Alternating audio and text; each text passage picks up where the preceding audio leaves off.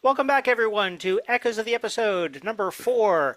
I'd like to thank Ray for the official title of that episode, which is now Undead Like the Wolf, because we are all children of the 80s. We're going to go around. God, that battle lasted forever. We're going to go around, do some quick stars and wishes, maybe toss an idea around or two, and then we're going to go to bed because we're all old and have to work tomorrow. So I'm just going to go around in order, and we're going to start with Ray. Yeah.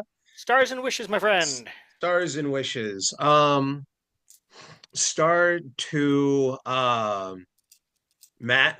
Um, I love the pun bit. I love like that was more than just you're trying to get away from your thoughts and did something, but that revealed something about your character that is very vulnerable. And Hereward survives on being anything but vulnerable.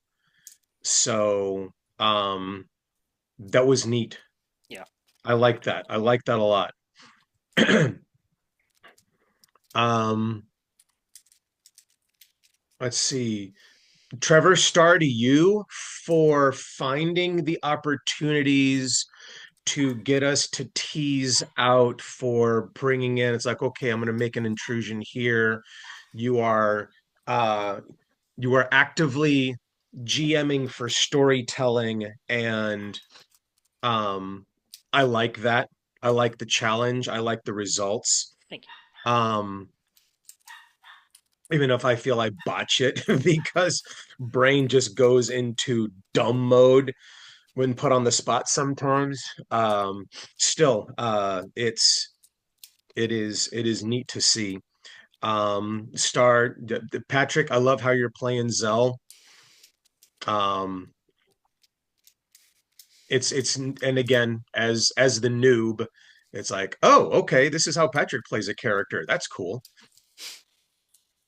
And um, ECAT, I get that you're tired, but still, like you brought that tired energy and made it in character, and just it was perfect.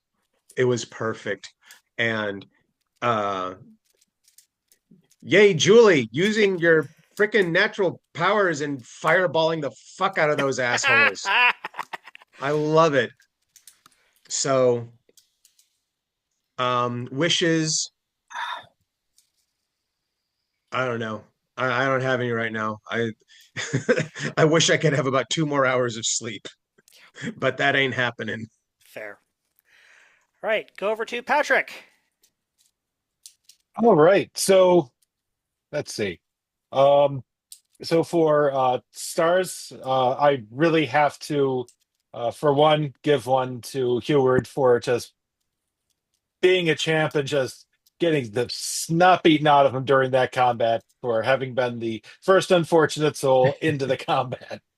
And so that was quite impressive. I rather enjoyed that. I also liked the for everybody in the beginning part when folks got to have a good time expressing where their characters were following the last episode, which also helped kind of catch up with where things were and stuff, and expressed a bit about everybody's personality, which I thought was kind of nice. Um, for wishes, I wish that random die roller could very politely be kicked down the street and Right. replaced with another one just like it. Uh, we should Except see it if we rolls can better. see if we can write something like that in, because like with your physical dice, you always like I would always have the thing of when one would misbehave, I would just set it aside and it can watch the other ones have fun playing the game.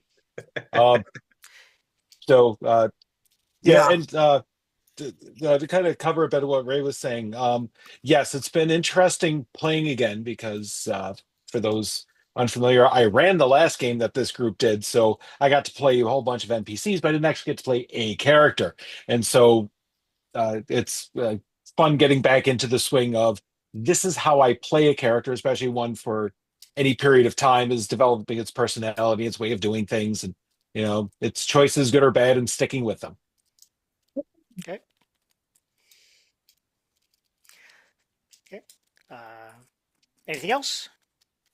Yep. Okay. Moving on to ECAT. Well, stars to all y'all for letting me just be quiet, because when I was muted, I was coughing a lung out.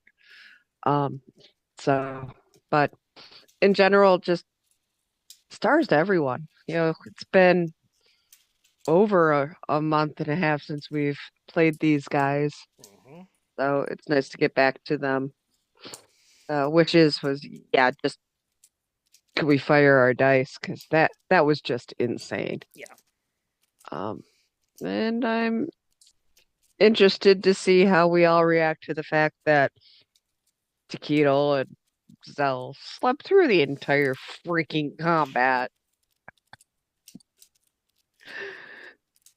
So yeah, that's where Okay. I am. All right. Julie. Okay, so no stars to the dice, none Yeah, whatsoever. no. Yeah, the wish is for I new dice. oh my god, yes, yes, really, just wow. But yeah, even though it's been many weeks since we've actually had a chance to play these characters, everybody, oh my god, Ray especially, I mean, just the way you are able to just get into Tick's headspace, it just abs- absolutely spectacular. And yeah, and Trevor, I really, yeah, like, I mean, even though it was a really good actual gameplay thing to have us, how each of us supped and reacted after that, but also just a way to, yeah, to refresh. Okay, what was the key takeaway from the visions that we saw? Because I suck at taking notes, so um, so that was awesome, and yeah, I fully admit that I literally went through and reread the transcript, the YouTube transcript of the last episode, uh, probably about hour and a half or so before we went live, just so I just could remind. And the YouTube transcription isn't great, but at least I had a general idea of what I'd done to y'all. yeah. Hey, Matt. Hey, well, definite stars to you, Trevor, for it was nice bridging um the previous episode, and as Julie said, the little refresher from what happened a month and a half ago. Now, and of course, off camera, what the audience didn't get was like Trevor asking us, "So, do you want combat or not tonight?" And we're kind of like, maybe." And Trevor going, "Okay, both is good. We'll do both." Yeah. Not telling us that part, but so definite stars to Ray and Patrick for stepping into the spotlight tonight, doing some good role playing and comedy gold at the end there with the um, uh, whoopee cushion gnome. Um, stars to Julie for Lighting pulling, shit on fire. yeah, pulling our fat out of the fire with um, something like that. Staving our bacon. Um, and stars to ECAT for being a trooper tonight because I know you weren't feeling well, but you hung in there and did still played Zahar like Zahar. Yeah. And my last star is going to be controversial tonight, and that goes out to these fucking dice for providing an opportunity for comedy gold as get to see Yeah. an anthropomorphic duck torn to shreds by a pack of undead direwolves. Right. So yeah, So for me, I mean, yeah, stars for everyone for your again your reflection on and reactions to what happened last time. I'm really grateful that you guys are on board with that storytelling aspect of this because I think it's making a really good story. Um, the singular star for the night though goes to Matt for going back to the spring because that was I completely did not expect that. Um, and as much as I love and I try to say you guys drive the story and I'll just put stuff in your way. Um, that was a complete that threw me for a complete loop. So thank you for doing that and making me think on my feet.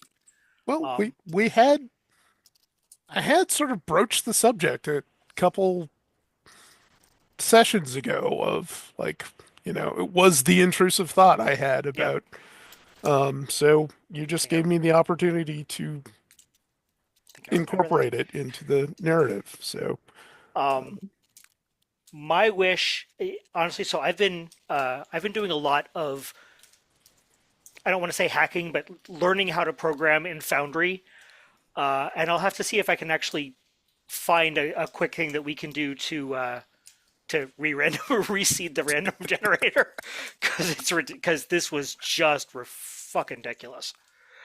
All right, so next, and I mean, so going back to what you said about combat and not, I mean, you guys are guards on a caravan. I can't not throw a combat at you.